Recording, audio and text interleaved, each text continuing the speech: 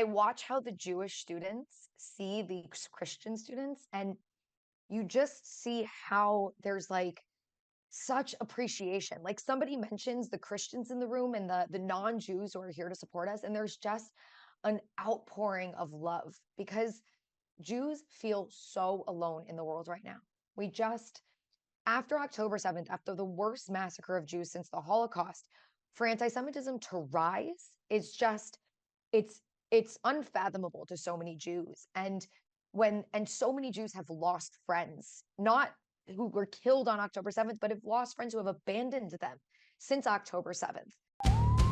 Our children are leaving the faith in droves. As a result. I got to pause here. We're going live right now. How can we raise our kids to stand firm, have a faith that lasts, and navigate such a time as this? We're reporting that our nation's capital has just been... To turn a nation, you have to take the next generation. Today in the news, COVID-19 note. I'm Jake McCandless, and this is my podcast, Stand Firm Parents. We're working together to help our children have a faith that lasts. And now, here's Jake McCandless. Welcome back to Stand Firm Parents. I'm Jake McCandless here in LifeWord Studios, and we're about to jump into an episode of a series on our children in Israel. How that Israel and the question of Israel impacts the faith of our children. Now, you can tell I'm very passionate about this issue. I'm extremely privileged to have the opportunity to speak to the leading voice on understanding how the emerging generation and on college campuses, how Israel is being understood. Extremely privileged to talk with Charlotte Korchek, the international senior educator with Stand With Us, where she educates and trains students from around the world in Israeli history, activism, and combating anti-Semitism. Charlotte grew up both in the United States and Israel, giving her both an internal and external perspective of Israel and the conflict. In her current role as the international senior educator, she works with over 50,000 students a year from nearly every continent, educating them about Israel and training them to be effective activists in their high schools, universities, and communities worldwide. She has quickly become one of the foremost public speakers in her field. I've had the chance to hear Charlotte twice in person in Israel, and you will soon know why I'm extremely privileged to have this opportunity to interview her. Without further ado, here's Charlotte. Charlotte, with the threat of Iran and its proxies just breathing down the neck of Israel, and at this moment, it seems could attack at any moment. And with everything that's happened since October 7th, there's so many things I'd like to talk to you about. But I guess we'll start here. Going back to when I first began this journey, 2018, I began hearing that anti-Semitism was higher in the world than it was even in Europe in the 1930s, the 1940s, of course, leading to the Holocaust, which blew my mind. But after the attacks on October 7th, the world played their cards. And it is certainly true, what I was hearing. Could you tell us the reality of anti-Semitism around the world, and especially how it's impacting the emerging generation and appearing on college campuses? First of all, it has to be said, we are facing anti-Semitism in a way that we have never faced it before in the history of the world. And I know that sounds really intense, so let me explain. Throughout history, there's always been anti-Semitism, and it's always been constant. That being said, it has appeared in different places at different times in different ways. This is the first time that it is global. It is everywhere. It's manifesting all at the same time and in a very similar way everywhere. And that's not something the Jews have ever experienced. Now, there's a fear in that, and in that, wow, that's just a massive scale to think about. And there's also, interestingly enough, a comfort in that when you talk to Jews anywhere in the world, we all understand what the other one's going through. And I know that might sound crazy, but there is this comfort in knowing that you're not alone in what you're feeling and what you're experiencing. And it's not unique to your community, but it is being felt across the Jewish community, across the world. So that's number one. It manifests differently, though, to a certain extent, at least in terms of the actors. So in Europe, what they're facing a lot more of is Islamic anti-Semitism. In the UK, they're facing a lot of Islamic anti-Semitism. And in other parts, I'm going to say Germany, but we should know that the Germans have actually been one of the better ones in terms of dealing with anti-Semitism. Yeah. But France is a big one. And then when you jump to America, it's not so much Islamic anti-Semitism. It's two other types. It's far right-wing anti-Semitism, which far right-wing anti-Semitism is easier to deal with in the sense that far right-wing anti-Semites are openly anti-Semitic and they're almost proud of it. And the reason that they're proud of it is because for them, they see Jews as a cancer.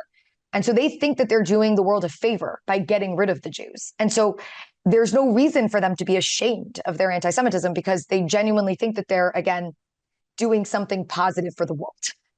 Whereas left-wing anti-Semitism has always been veiled. It's always, we don't hate the Jews, we just hate fill in the blank, right? When it was Christian persecution in Europe, it was back in the Middle Ages, it was, we don't hate the Jews, we just hate their religion, right? And then when it was Germany and, anti-Semitism of, the 19th century into the 20th century, it was, we don't hate the Jews, we just hate their race, right? And today it's, we don't hate the Jews, we just hate their nation state. We just hate Zionists. And that's dangerous because it allows other people to look at them and say, well, they're not really anti-Semitic, right? They're not against Jews. They're just against this. And because there's right-wing anti-Semitism, it makes it easy for left-wing anti-Semites to point at the right and say, those are the real anti-Semites. Look, they are vocal against the Jews. That's not our issue. And this is really where we have a big challenge, is there are some Jews who are part of the far left anti-Semitism that is manifesting as anti-Zionism. And they basically make it okay. They say their presence essentially says to those left-wing anti-Semites, well, we can't be anti-Semites because there are Jews amongst us. And that's a misnomer because throughout history, there have always been Jewish anti-Semites.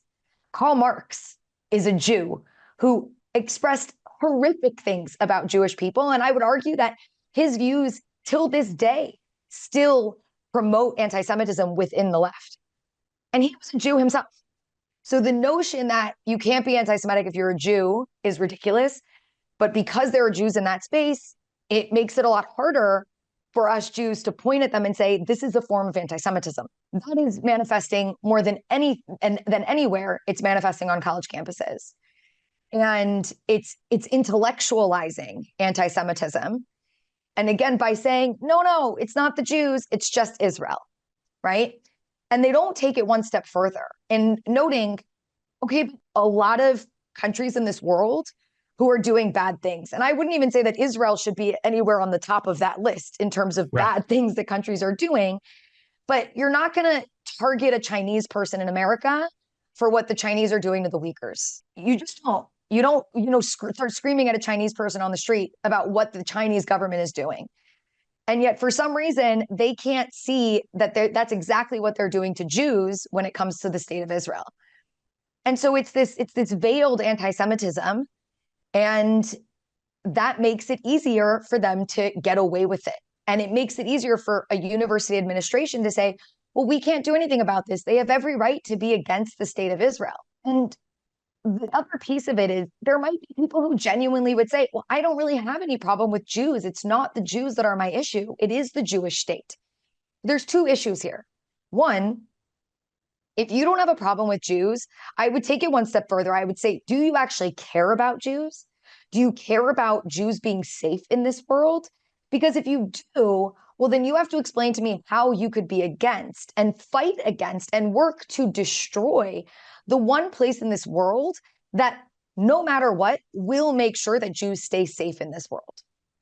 So again, you might be the one to say, I have nothing against Jews. But if you get your way and Israel no longer exists, you might not be the one to kill Jews.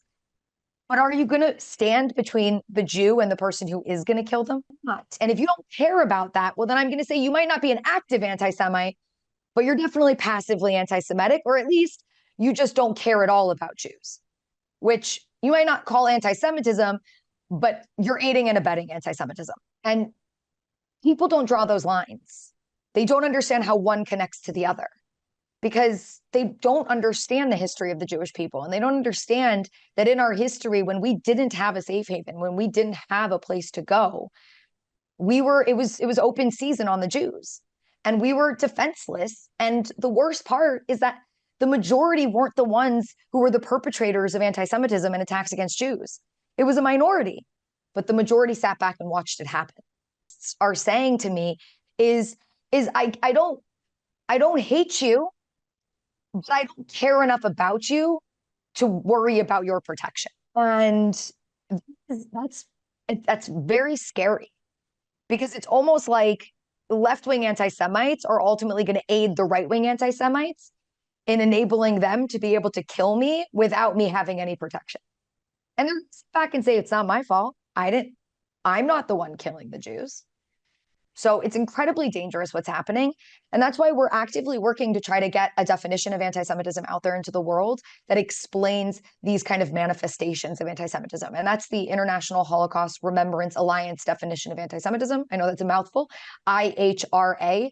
It's worth looking up. It's worth investigating because the first step to combating anti-Semitism is being able to define it and identify it.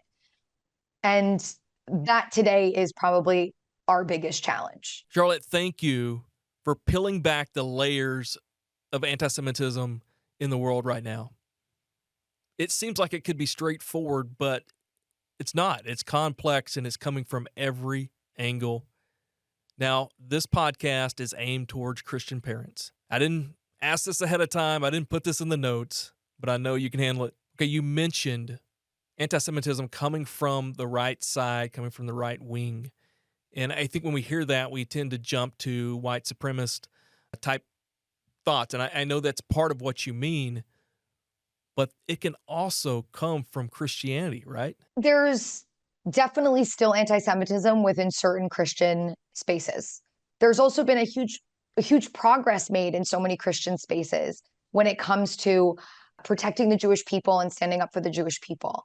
And so I think there's a few things I want to mention. First of all, if you're listening to this podcast and you find yourself on the right, the most powerful thing you can do is call out anti-Semitism to the right of you, right? On your right. Sometimes right-wingers will call out anti-Semitism on the left, right? We love calling out the squad and the far left progressives. And then left-wingers have a tendency to call out the far right and, the white supremacists, the people in Charlottesville. And the problem is when you do that and you only call out the other side, you're not actually fighting anti-Semitism, you're weaponizing anti-Semitism against your political adversary. And that's not helping the Jews, that's just using the Jews. It's not productive at all. So first of all, I would say when you see anti-Semitism within your space, that's the most important place to call it out. And your voice will be more powerful and more impactful in that space when you call it out. The second thing I want to say is Christianity for many, many years promoted anti-Semitism. It was unfortunately going all the way back to Constantine and replacement theology, which still, again, exists in certain Christian spaces. And obviously Christians should work to get rid of those sentiments within those spaces. I told a story yesterday that I'd love to share. I had a colleague who was a Christian in the UK. And the first time I met him, he wasn't my colleague yet. He was one of our students. And he had joined a leadership program, and it was very early on in the program. And I happened to be in London during one of their convenings, and they were all sitting in a circle and going around explaining why they're in the program. And he starts speaking. He's a Christian kid from Exeter University, and he said, the reason that I joined this program is because I'm a Christian, and I was watching Jews on my campus be attacked for being Zionist, for being Jewish. And I thought to myself, the one thing that I could do right now is I could put myself between the attackers and the Jew who's being attacked. And I am significantly less likely to be attacked as a white Christian male. And to me, that is, this was 7 years ago, and I still remember it like it was yesterday because I sat there and I almost started crying. That's all Jews have ever wanted. You see that we can defend ourselves today But it becomes a lot easier when we know that there's other people out there who are willing to stand with us and defend us as well. And again, stand between us and our attackers, which is something we never had in the past. And I think Christian values would absolutely, and that's what he said. He said, it's because of my Christian values and my Christian upbringing that I felt compelled to be a part of this program and to stand up for the Jewish people on my campus, because that's what a Christian should do, based on our Christian value. One more thing, sorry. I'm at a student conference right now that Stand With Us is holding for all of for fellows that applied for a fellowship to, again, fight anti-Semitism and educate about Israel. And we have a Christian fellowship. It's a part of the broader fellowship, but it's specifically for Christians. And, you know, everyone in the room are Zionists. We're all Zionists. We all love Israel. We all support Israel. But I watch how the Jewish students see the Christian students, and you just see how there's like such appreciation. Like somebody mentions the Christians in the room and the non-Jews who are here to support us, and there's just an outpouring of love, because Jews feel so alone in the world right now.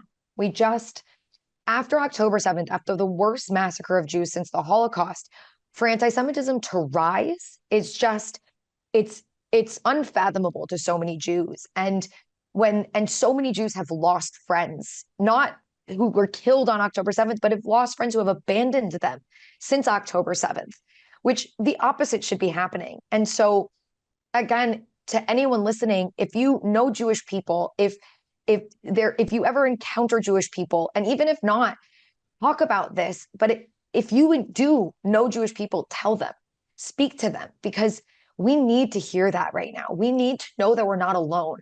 There are 15 million Jews in this world. There are 2 billion Christians in this world.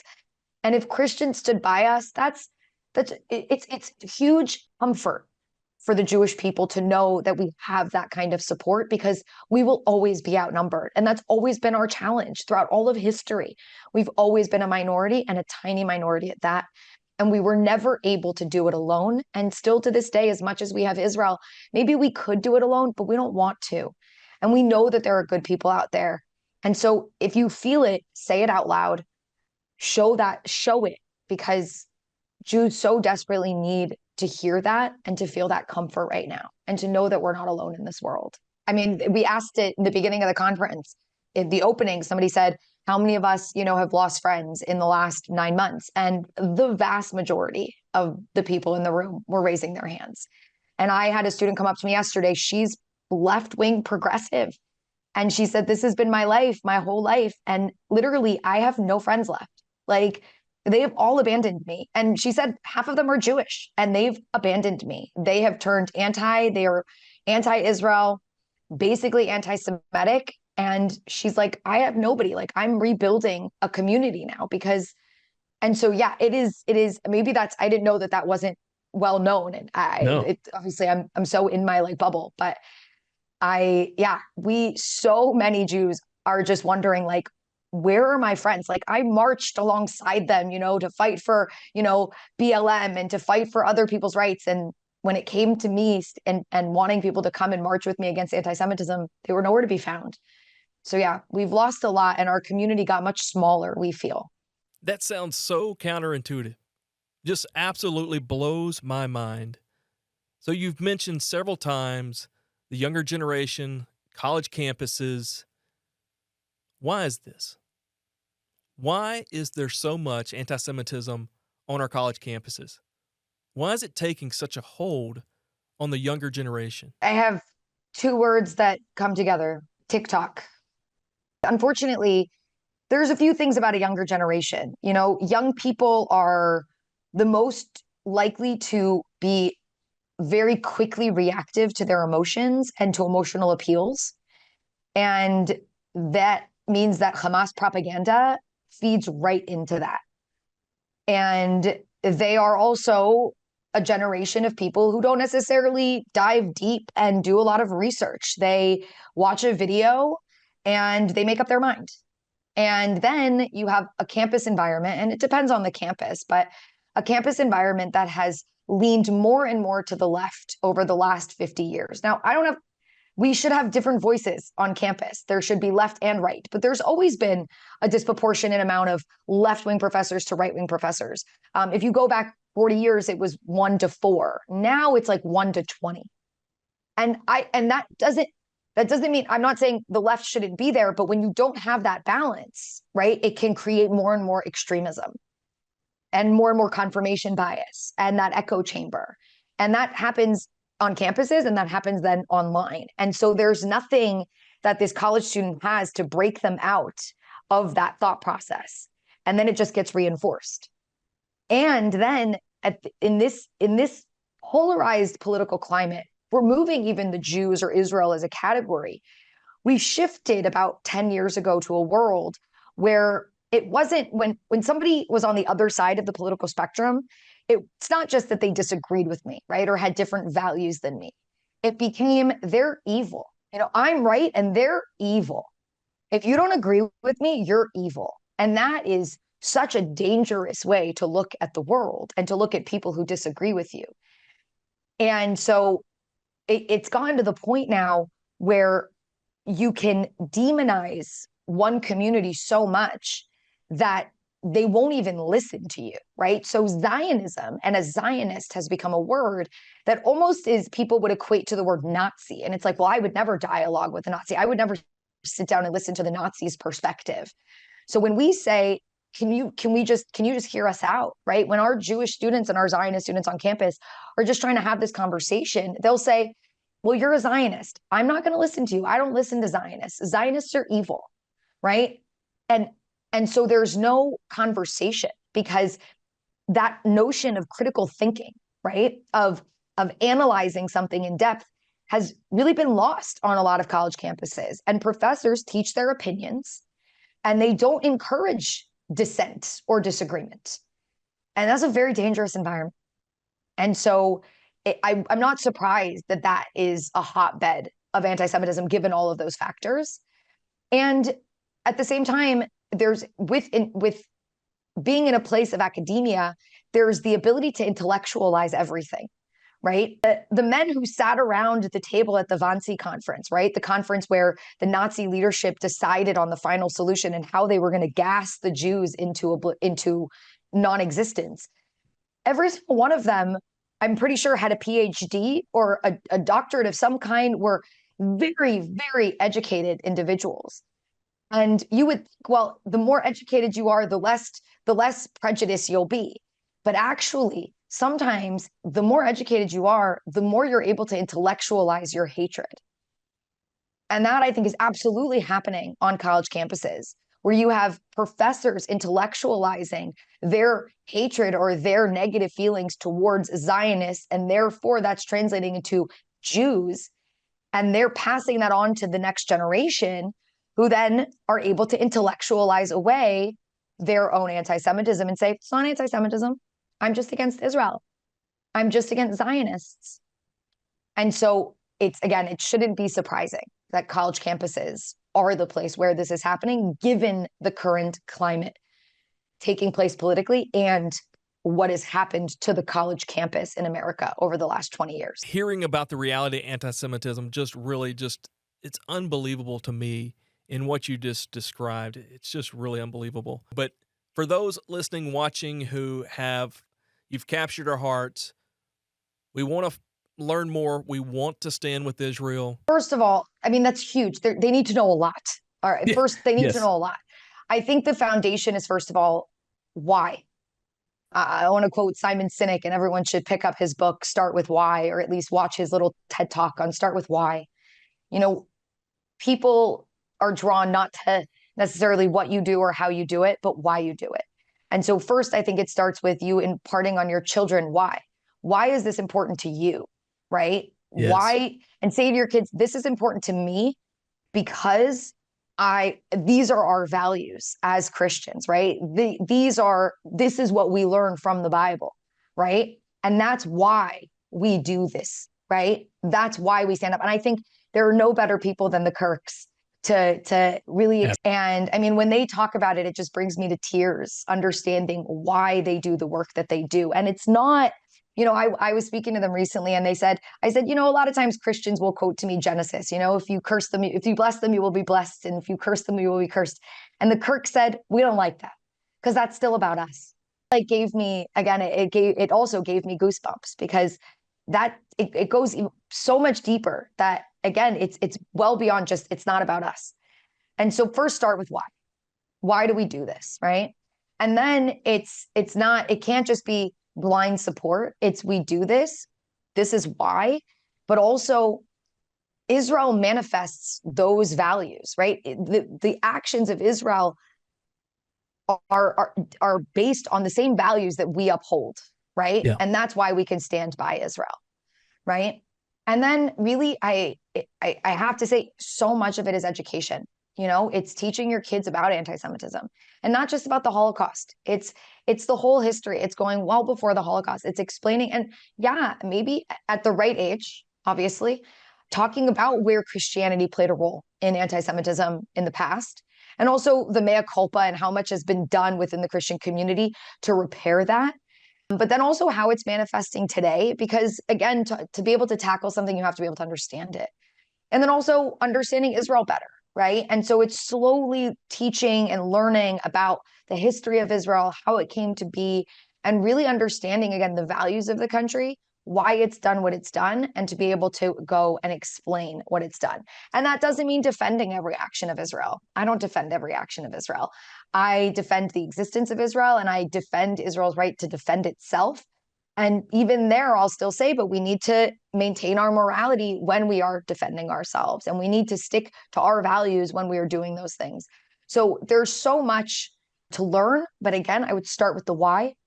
And then slowly, we just have to educate, right? Pick up a book like Barry Weiss's book, How to Fight Anti-Semitism, right? It goes through the history. It explains. And then at the end, it's pages upon pages of what we can do today to fight. And if you chose to, sit down, read that book, you're having dinner, we're going to read a few pages. And you slowly have that conversation where it's not just about how we feel, but it's also real raw education so that we can understand it better and then we can help other people understand it as well. There are only 15 million Jews in the world. So we can't affect the algorithm, if you will. There's not enough of us. And that's where I would cry out to people who are listening to this podcast and others who are part of this, who do support Israel and do support the Jewish people, to use their voices, because the more of us there are on those platforms, the more we can affect the algorithm. Look, with TikTok, it's a much bigger challenge. This platform is controlled by the Chinese government, who are not democratic. They're not freedom loving. They're not about freedom of ideas and freedom of thought. And there is evidence to show that they manipulate the algorithm and that they suppress certain messages that are on their platform and elevate certain messages that obviously would benefit China and the broader Chinese axis that exists in the world, which is, I'm sorry to say it, but it's North Korea, China, Iran, and Russia. And if you don't see it, I mean, just take a quick look and it's pretty obvious. And so it's very scary to know that, I mean, this is a battle of disinformation that is so unique today. And we're just trying to figure out how to deal with it and legislate maybe against it. And so, Congress is trying to ban TikTok and people are like, freedom of speech. And it's like, yes, but when you have a foreign enemy trying to infiltrate into the minds of your youth, right? And what we have now are our young people going to Washington and tearing down the American flag and burning it. Well, then, and that is bad in and of itself. I mean, I love that I live in a country where I have the freedom to burn the flag, to be honest with you. I'm a believer of that. I think we should make sure that nobody ever wants to burn the flag. Exactly. But I do believe that's the effort, not banning flag burning, but the effort to ensure that no one would ever want to ever burn our flag. And that's already bad in and of itself. But then they go and they raise the Palestinian flag in its place. That's terrifying. And I mean, I would never, I'm a patriot through and through, but I'm also a Zionist through and through, but I would never in the United States ever think to raise the Israeli flag in place of the American flag. Those flags would fly side by side with the American flag higher, because I have respect when I am in this country. And if I'm in Israel, my flag is going to fly higher and your flag is going to be right there below it. But they'll fly side by side. And So yes, we can use social media, but we also have to understand the limitations given the foreign adversaries and their control over some of these platforms. And so, yes, we should be on them. We should try to put out as much information as we can, and we need to do it well. We need to make sure that it's factual. We need to make sure that it's accurate. But I am such a firm believer in free speech, and I am very against censorship of any kind. I am such a firm believer that more speech is better than less speech. Somebody says something you hate, guess what? You get to say everything you want against what they said, and back and forth. And that is the power that we have. And every one of us has that power in our pockets every single day to spread those messages to the people that are around us. And, you know, for us Jews, most of our circles are other Jews. So we are speaking, we're almost preaching to the choir. Whereas the people who are listening to this podcast, I'm assuming, have probably a much wider following that are not just a bunch of Jewish people who already know these things. And if you can use your platform and your voice to help people understand anti-Semitism and how it's manifesting today, help them understand what's going on in Israel, tell the stories of October 7th so people can truly understand what Israel is defending themselves from at this moment, that it's essential for us to be able to change the conversation and to take back the narrative and to make sure that that good, honest people out there, because I always teach my students, the average person's not walking around hating Jews. They're just not. I know it feels that way sometimes, given what we're experiencing. The average person doesn't care, but the average person is a good person. And if you told them what we were facing as a community and you told them how they could help, they probably would. We just have to give them that opportunity. I told you, you'd be blown away. I also said there's probably no way this episode stays in our single commute-friendly time frame, but I didn't want to stop Charlotte when she got going. I know you're going to check out Stand With Us, their website. You're going to follow them. You're going to follow Charlotte. Why not, while you're at it, subscribe to Stand Firm Parents and share. Follow us as we continue to walk alongside you to help our families have a faith that lasts. Charlotte, thank you for peeling back the layers of anti-Semitism in the world right now. Thank you so much, Jake. I really appreciate it. And again, this reminds me every day that we aren't alone. And I just hope more Jews see this and hear this so that they also know that we're not alone. And I'll make sure to tell them. So I want to thank all of you who are listening from the bottom of my heart for any support and any love that you can give to the Jewish people and to help us fight this fight, because man, we need your help. So thank you so much for giving me the time. And I hope this isn't the last time that we get to speak. You've been listening to Stand Firm Parents. Stand Firm Parents is a production of Stand Firm Ministries in partnership with LifeWord Studios, recorded in LifeWord Studios, created by Jake McCandless and Brandon Harrington of Dime Collective. Again, thank you for listening, and be sure to subscribe, share, and most importantly, stand firm.